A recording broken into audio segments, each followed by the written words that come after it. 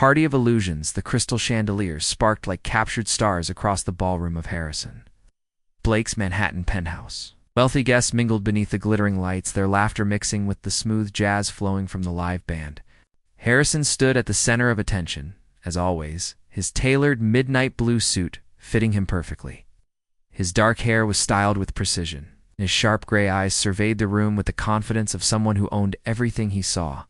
Harrison Blake had built his tech empire from a single innovative app into a billion-dollar corporation before turning 30. Now, at 32, he had everything money could buy: luxury cars, properties across 3 continents, and connections to the most powerful people in the world. What he did not have, and what he believed he did not need, was genuine human connection. Trevor Ashford approached with his characteristic smirk, swirling expensive whiskey in a crystal glass. Trevor was one of Harrison's oldest friends, though. Their relationship thrived more on competition than genuine affection. He was a successful investment banker with a taste for high-stakes games and testing boundaries. "Another impressive party, Harrison," Trevor said, clapping him on the shoulder. "Though I must say they all start to look the same after a while. Same people, same conversations, same predictable outcomes." Harrison raised an eyebrow. "If you are bored, Trevor, nobody's forcing you to attend." Trevor laughed, but there was an edge to it. "I am not bored yet. Actually, I have been thinking about our conversation last week. You remember? The one where you claimed money could solve any problem, buy any solution, transform any situation?" "Because it can," Harrison replied coolly. "Money is the ultimate tool. It opens every door, fixes every problem."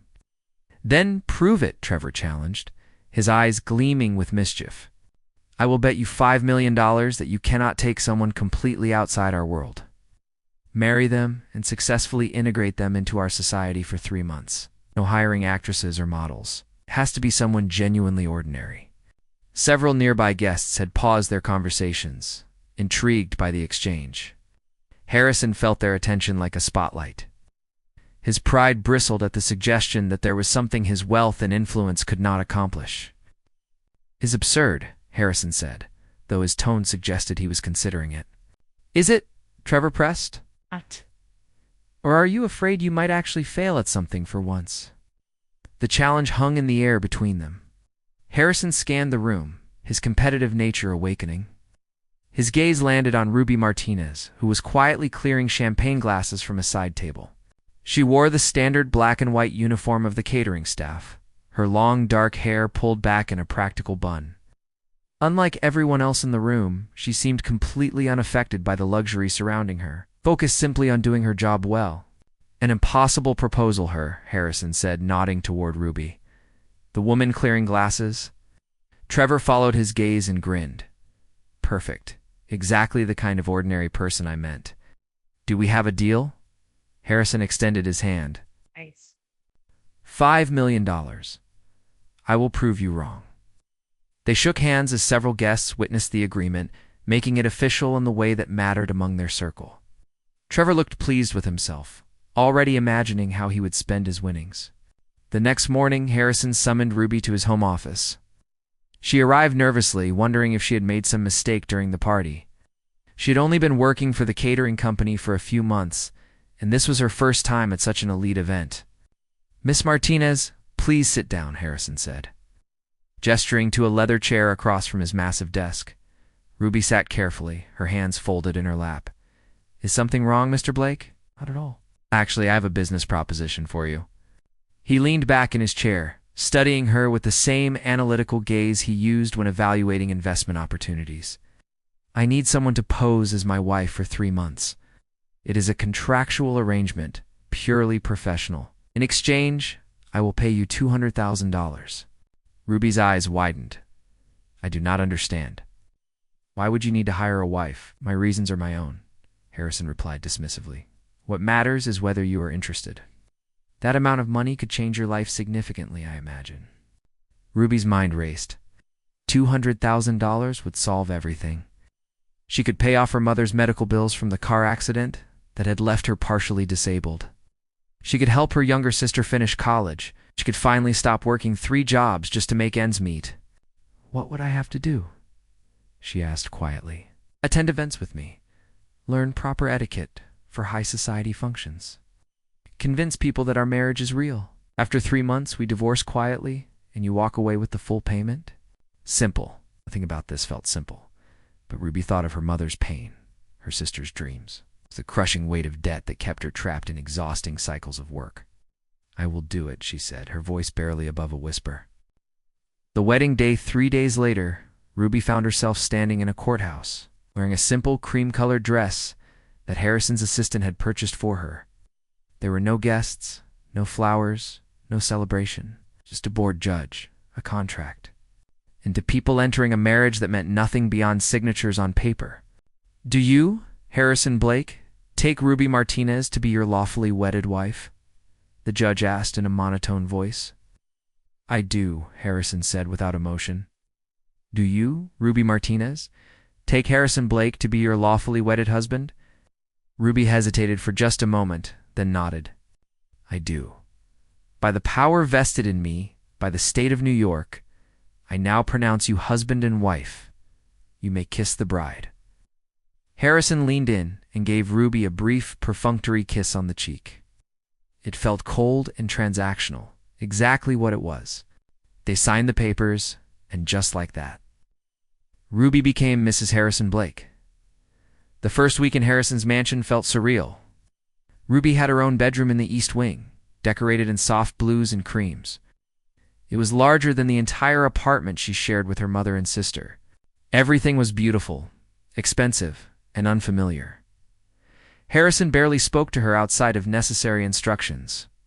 He treated her like another item he had acquired, useful for a specific purpose, but not worthy of genuine attention. Ruby felt the loneliness of the huge house pressing down on her despite being surrounded by luxury. Enter the transformation on Monday morning. Diane Chen arrived with her team of stylists, makeup artists, and fashion consultants. Diane was a renowned image consultant who had transformed politicians, celebrities, and business leaders. She surveyed Ruby with a professional eye, already planning the metamorphosis. We have work to do, Diane announced, not unkindly. Mr. Blake has given me 3 weeks to prepare you for your first public appearance. We will start with wardrobe, then move to etiquette training, deportment, conversation skills, and general knowledge about high society expectations. Ruby felt like a project, which she supposed she was. I will try my best, she said. Trying is not enough, Diane replied firmly. You will succeed. I do not accept failure, and I have a feeling you do not either. The days blurred together in a whirlwind of fittings, lessons, and corrections. Ruby learned which fork to use for which course, how to stand with perfect posture, how to make small talk without revealing too much, and how to navigate the complex social hierarchies of the wealthy elite. Harrison observed her progress with detached interest. He made notes on what needed improvement and communicated them through Diane, rather than directly to Ruby. She was an investment to him. It's nothing more. But something unexpected began to happen. During dinner one evening, when Harrison commented critically on her table manners, Ruby set down her fork and looked at him directly. I am trying very hard to learn your world's rules, she said calmly. But perhaps you could show a little patience instead of just criticism. I am not a robot you can program.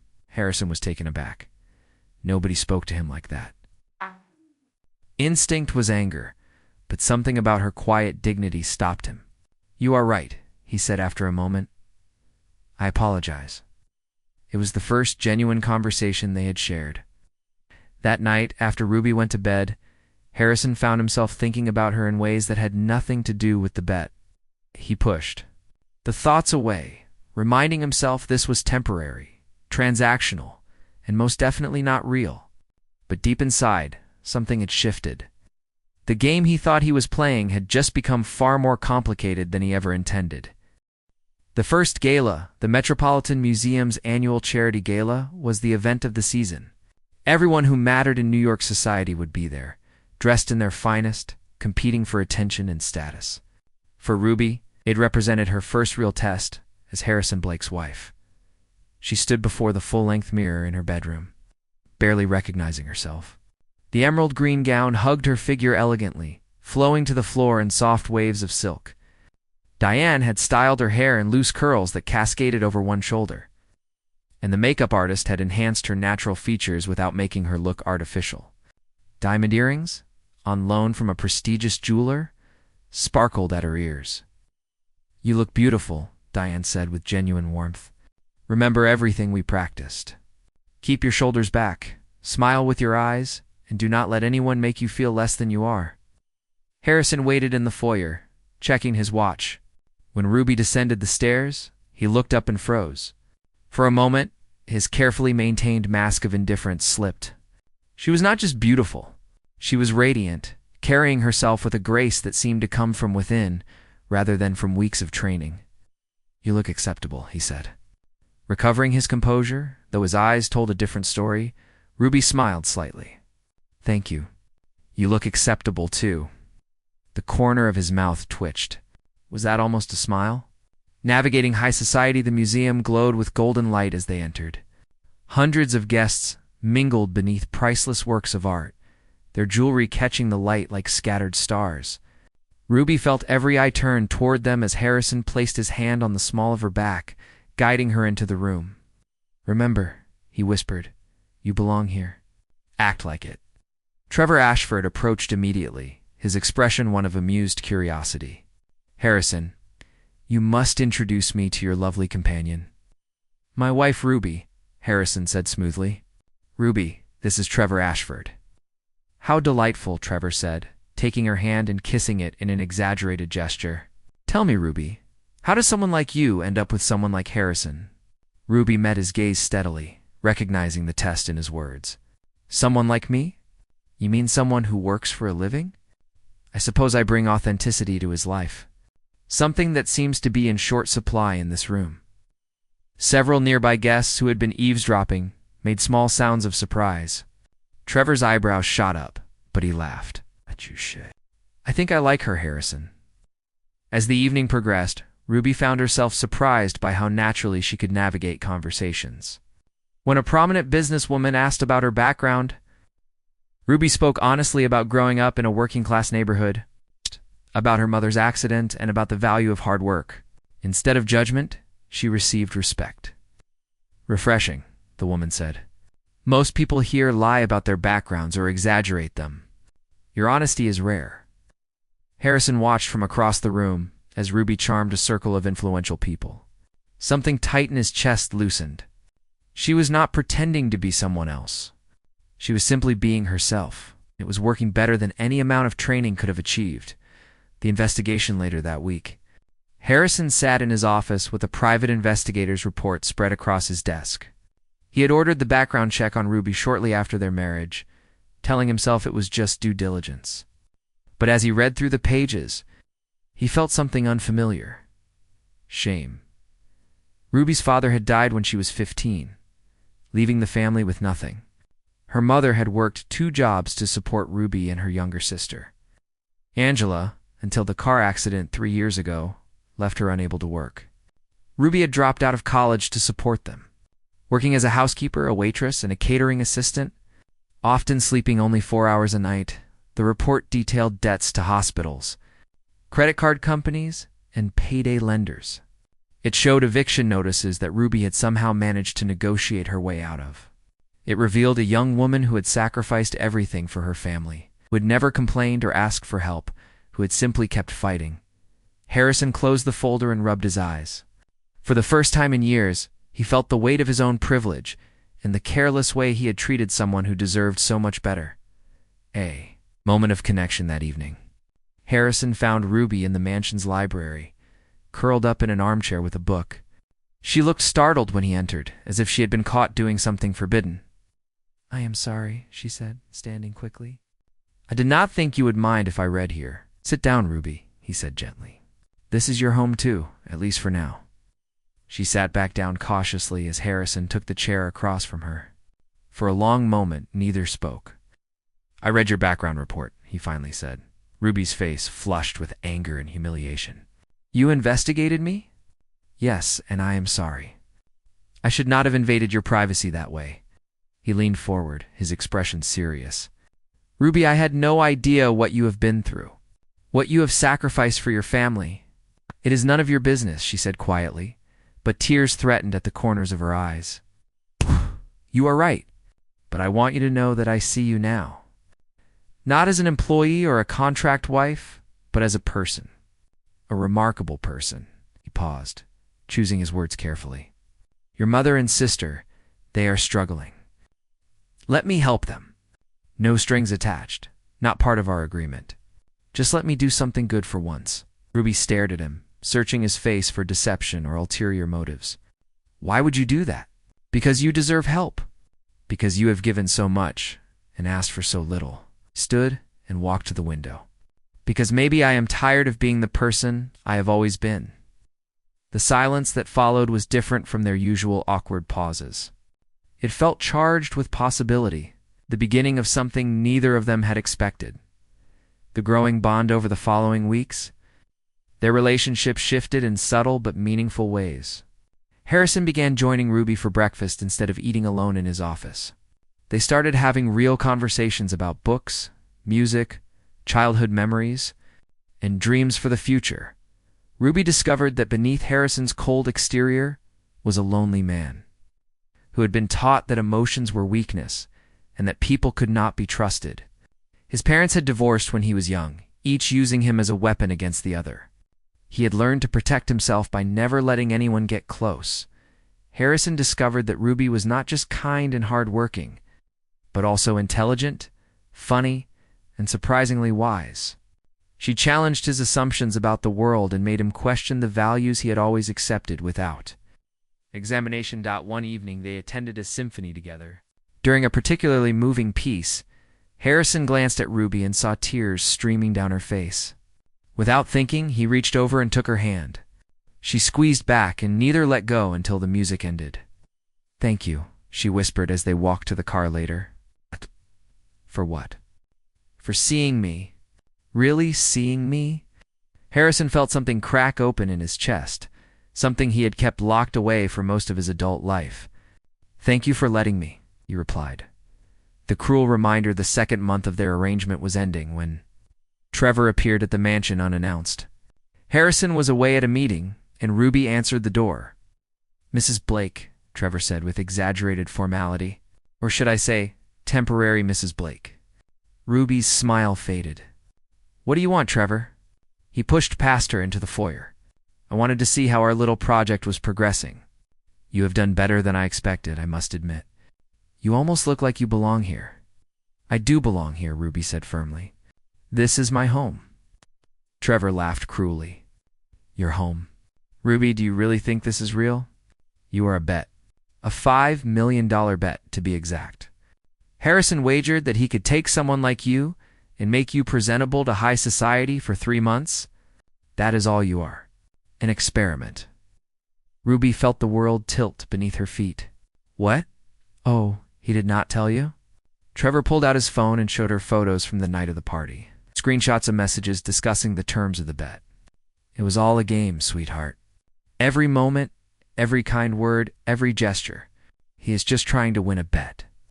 The phone slipped from Ruby's hands, clattering to the marble floor. She could not breathe. All those moments that had felt so real, so genuine, had been lies. She was not a person to Harrison. She was a prize to be won. I thought you should know the truth, Trevor said, picking up his phone. Before you actually started believing this fairy tale, he left her standing there, her world shattered into a million pieces. When Harrison returned home an hour later, he found their bedroom empty, Ruby's belongings gone, and a note on the bed. I know about the bet. I know what I really am to you. Do not come looking for me. Consider our contract fulfilled. I do not want your money. I just want to forget I ever believed you could be different. Harrison read the note 3 times before the full weight of what had happened crashed over him. Ruby was gone, and it was entirely his fault. The empty mansion. Harrison stood in the center of the mansion's grand foyer, holding Ruby's note in his trembling hand. The house that had always felt like a symbol of his success now felt like a tomb. Every room echoed with her absence. The library, where they had talked for hours. The dining room where they had shared quiet breakfasts. The garden where she had taught him the names of flowers he had never bothered to notice before. He called her phone repeatedly, but it went straight to voicemail. He sent messages that went unanswered. Finally, in desperation, he called his assistant. "Find her," he said, his voice hoarse. "I need to know she is safe." "Sir, are you certain you should?" his assistant asked carefully. Her note suggested she wanted space. "I do not care what the note said. I need to know she is okay." He paused. "And then I need to figure out how to fix the biggest mistake of my life." Ruby's new beginning. Ruby had checked into a small hotel on the outskirts of the city using the last of her savings. She lay on the scratchy bedspread, staring at the water-stained ceiling, and let herself finally cry. Not just for Harrison's betrayal, but for how completely she had let herself believe in something that was never real. She had been so careful her whole life, protecting her heart from exactly this kind of pain. But Harrison had slipped past her defenses with his slowly revealed vulnerability. His rare smiles, and those moments when she thought she saw genuine care in his eyes. She had been a fool. Her phone buzzed constantly with calls and messages from Harrison, but she ignored them all. Finally, she turned it off completely. She needed silence. She needed to figure out who she was without the borrowed luxury, without the fairy tale that had never been real. The next morning, Ruby went to a community center in her old neighborhood. She had heard they were hiring for an administrative position. The pay was modest, but it was honest work. She could start rebuilding her life the right way this time, on her own terms. "We would be lucky to have you," the director said after their interview. "When can you start?" "Tomorrow," Ruby replied. "I can start tomorrow." Harrison's transformation. Harrison spent his first week after Ruby left in a haze of regret and self-recrimination. Trevor called to gloat about winning the bet, but Harrison hung up on him mid-sentence. The money did not matter. Nothing mattered except the realization that he had hurt the only person who had ever made him want to be better. He thought about the way she had challenged him, the way she had spoken truth to power without fear, the way she had seen past his wealth to the lonely man underneath. She had given him something precious, something he had not even known he was missing. The possibility of genuine connection. His assistant finally reported back with Ruby's location. "She is working at the Riverside Community Center," he said. "She seems to be doing well, sir." "Making a new start." Harrison nodded slowly. "Good. That is good." He paused. "Cancel all my meetings for the next month, sir. I have work to do. Important work. Not the kind that makes money." Acts of redemption. Harrison began his transformation quietly. He donated $10 million to a fund for families struggling with medical debt, set up in Ruby's mother's name. He endowed scholarships for students from working-class backgrounds at 3 universities. He volunteered at a food bank, serving meals alongside people who had no idea who he was at first. It felt performative, like he was trying to buy his way to being a better person. But gradually, as he listened to people's stories and saw the real struggles they faced, something fundamental shifted inside him. The world he had always dismissed as irrelevant was full of people like Ruby. Strong, resilient, and worthy of respect. He wrote Ruby letters that he never sent, pouring his heart onto pages that piled up on his desk. In them, he confessed everything. The bet, yes, but also how she had changed him. How she had made him see the emptiness of his previous life. How he had fallen in love with her without even realizing it until she was gone. 3 months passed.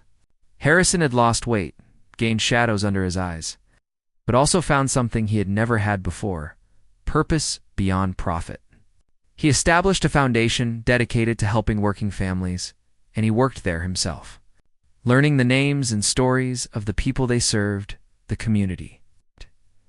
Center Encounter. Ruby was organizing files in her small office at the community center when her coworker knocked on the door. "There is someone here to see you," she said, her eyes wide. "I think you should come out here." Ruby stepped into the main hall and stopped short. Harrison stood there, but he looked different. Thinner, wearing jeans and a simple sweater, instead of his usual expensive suits. He looked nervous, vulnerable, and heartbreakingly hopeful. "What are you doing here?" Ruby asked, her voice colder than she felt. I wanted to show you something, Harrison said quietly. Will you come with me? Just for an hour. If you still hate me after that, I will leave you alone forever. I promise. Ruby wanted to refuse, but something in his eyes made her hesitate. 1 hour, she finally said. That is all. The grand gesture, Harrison drove them to a renovated warehouse in the neighborhood where Ruby had grown up. A crowd had gathered outside, and as they approached, Ruby saw a banner, the Ruby Martinez Family Resource Center. What is this? She whispered. Come inside, Harrison said. The building had been transformed into a comprehensive community center. There was a medical clinic offering free services, a food pantry, classrooms for job training, childcare facilities, and offices for legal aid. Everything a struggling family might need, all in one place. I built this, Harrison said as they walked through the bustling space. Well, I funded it, but I also worked on it. I have been here almost every day for the past 3 months, learning how to actually help people instead of just throwing money at problems. He turned to face her. I named it after you because you taught me what real strength looks like, what real generosity means. Ruby felt tears streaming down her face. Why did you do this? Because you were right about everything. Because I was a selfish, arrogant man who thought money could buy anything, including people. Because I hurt you in the worst way possible, and I needed to become someone worthy of asking your forgiveness. He took a shaky breath. And because I love you, Ruby? I fell in love with you somewhere between your honesty and your kindness, between your strength and your vulnerability. I know I do not deserve another chance, but I am asking anyway. The truth revealed, Ruby looked around at the center, at the families receiving help, at the hope on their faces. You did all this in 3 months? I had a lot to make up for, Harrison said with a sad smile. And I learned that money can do good things when it is used with genuine care instead of ego. What about Trevor? The bet! I paid him the $5 million, Harrison replied. Not because I lost, but because I wanted nothing to do with it. The whole thing was disgusting, and I told him so. We are no longer friends. Oh. He stepped closer. Ruby, there is no bet anymore. No contract. No transaction. There is just me asking if you could ever forgive me for being the worst version of myself, and hoping you might give me a chance to show you the person you helped me become.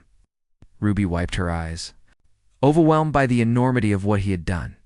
You really changed. You changed me, he corrected. You showed me what mattered. Now, I am just trying to live up to the example you set. She looked at him for a long moment, seeing the sincerity in his eyes, the hope and fear warring on his face. He was not the same arrogant man who had proposed that awful contract. He had become someone who could admit he was wrong, who could change, who could love. I do not know if I can trust you again, she said honestly. I know, Harrison replied, and I do not blame you. But I will spend however long it takes proving that I am worthy of your trust. If that is months or years or forever, I do not care. You are worth the wait. A new beginning 6 months later, Ruby stood in the same community center, now working as the director of family services. Harrison was there too, having taken a role on the board and dedicating 3 days a week to hands-on work in the center. They had been dating for 4 months. Taking things slowly, rebuilding trust one day at a time. Harrison had sold his mansion and moved into a modest apartment. Not because Ruby demanded it, but because he no longer needed the trappings of wealth to feel valuable. Ready for today's session? Ruby asked as they prepared for a workshop on financial literacy for low-income families. Ready, Harrison said, then caught her hand. Ruby, I need to ask you something. She turned, curious at the serious note in his voice. I know we said we would take things slow, he began, and I respect that completely. But I need you to know that this is real for me. You are real for me. Not a bet, not a contract, not a game. You are the person who saved my life by showing me how to actually live it. Ruby smiled, squeezing his hand. I know, and you are real for me too. For the first time, actually real. I love you, he said simply. I love you too, she replied. The real you, the one who shows up, who cares, who tries. They stood together in the center that bore her name, surrounded by the community they served together. Outside, the city hummed with life. Inside, two people who had started as strangers in a cruel game had found something neither had been looking for. A love built not on transactions or appearances, but on truth, growth, and the courage to become better than they were.